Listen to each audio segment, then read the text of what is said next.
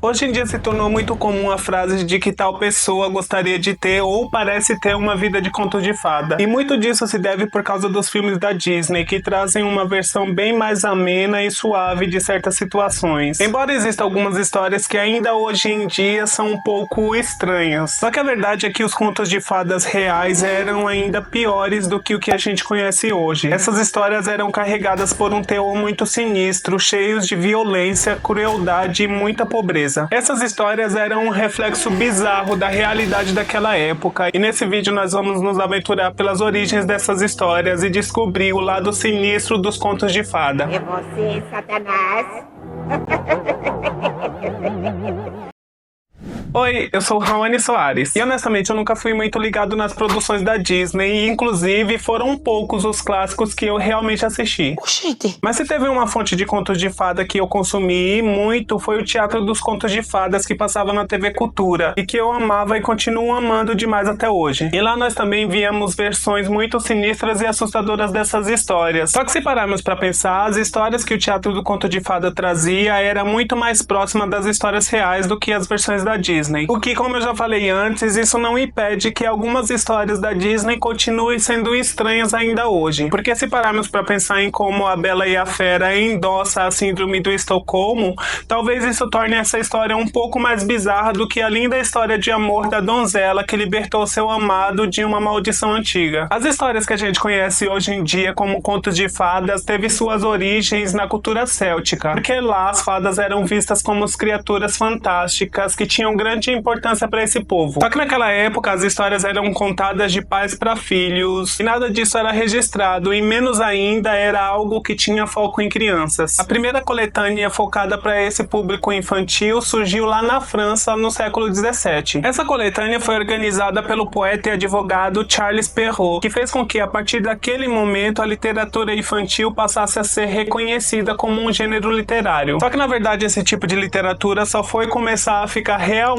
popular no século seguinte, depois que os irmãos Grimm passaram a fazer estudos linguísticos na Alemanha. Porque foi a partir desses estudos que eles reformularam essas histórias que foram contadas a eles pelos povos e começaram o seu grande acervo literário infantil, que deu origem às versões mais populares dessas histórias que a gente conhece hoje em dia. Ainda no século XVIII, o escritor dinamarquês Hans Christian Andersen acabou adicionando muito mais histórias a esse acervo. Ele seguia muito a estrutura adotada pelos irmãos Grimm, mas suas histórias tinham muito mais embasamento cristão e falava muito mais sobre céu, morte e resiliência. Por conta disso, as suas histórias nem sempre tinham finais felizes. E é claro que, como a gente sabe, isso acabou sendo mudado com o passar do tempo. Tanto que a Disney mudou bastante para ocultar um pouco desse lado mais sombrio dessas histórias. Inclusive, eu já tenho um vídeo aqui no meu canal onde contei 4 das bizarras histórias das princesas que a Disney ocultou. Eu vou deixar o link para esse vídeo aqui na descrição para você poder ir lá conferir depois. Mas se teve algo que não mudou muito de lá pra cá, foi a característica de refletir os valores e comportamentos das pessoas na sua época. A gente pode ter como ponto de partida a história de João e Maria, que foram abandonados pelo pai na floresta e escaparam por um triz de se tornar comida de uma bruxa canibal. No prefácio dessa história, os irmãos Grimm fizeram questão de deixar esclarecido que aquela não se tratava de uma história de ficção, mas sim uma história baseada em fatos reais. Ai, minha nota.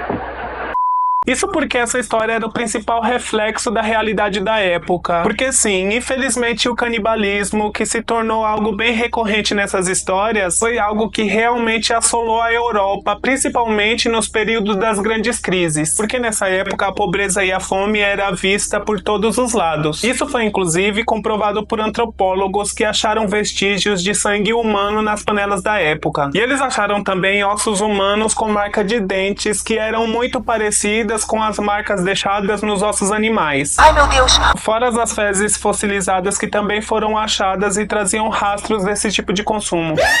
Na Prússia, por exemplo, a escassez foi tanta que entre 1708 e 1711, mais de 250 mil pessoas foram mortas. Já na França, entre 1693 e 1710, mais de 2 milhões de pessoas morreram de fome. Caracas. Por conta disso, fica mais fácil da gente compreender as atitudes drásticas que alguns pais tomavam na tentativa de salvarem os seus filhos da morte. O que leva a gente de novo à história de João e Maria, que refletia muito isso, porque esses pais acabavam abandonando os seus filhos na floresta na esperança de que eles fossem encontrados por alguma pessoa rica que fosse capaz de proporcionar a eles uma vida mais abundante. Infelizmente, isso só fazia com que as crianças morressem muito mais rápido, até porque a gente sabe que nas florestas existem perigos quase tão violentos quanto a própria fome. Por isso, por muito e muito tempo, a fome foi uma grande pauta em muitas dessas histórias. Infelizmente, a gente não pode mudar muito esse ponto da história, mas se tem uma coisa que você é capaz de colaborar e muito é deixando um like nesse vídeo agora. Porque mesmo não sendo uma fada madrinha, você tem sim o poder para conseguir manter esse canal vivo.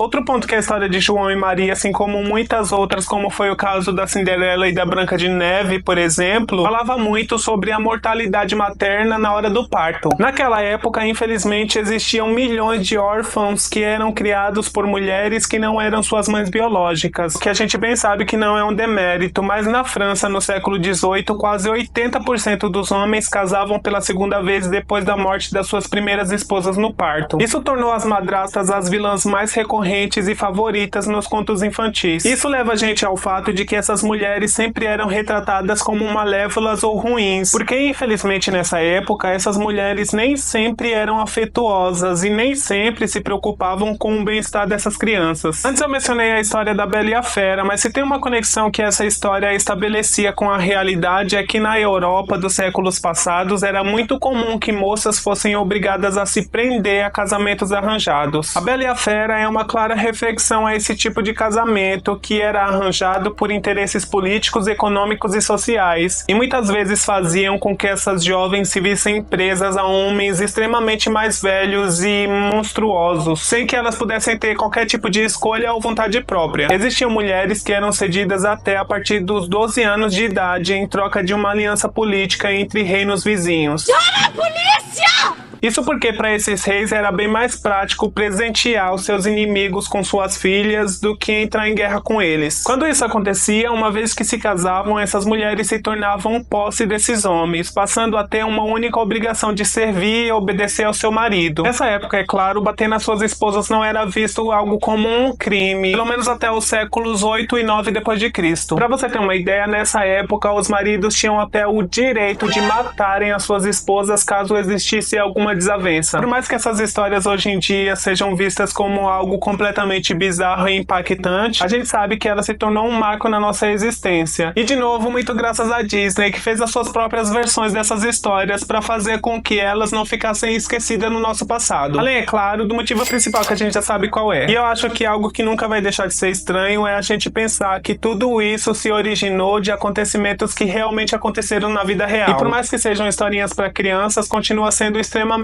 bizarro se a gente pensar que tudo isso foi comum um dia na nossa humanidade. Depois eu vou fazer um vídeo explicando como que a Disney modificou essas histórias para deixar elas mais agradáveis e por que ela acabou não adaptando algumas histórias, como foi o caso de João e Maria. Então já se inscreve no canal e ativa o sininho para você não perder quando eu trouxer esse conteúdo. Além do mais, aqui você vai encontrar muito conteúdo sobre filmes, séries, desenhos e quadrinhos. E se você gosta de conteúdos falando sobre as coisas sinistras e bizarras nessas produções, eu já tenho vários vídeos assim, compilados em uma playlist que eu vou deixar aparecendo aqui na tela para você poder ir lá maratonar. E nós nos vemos na próxima. Tchau!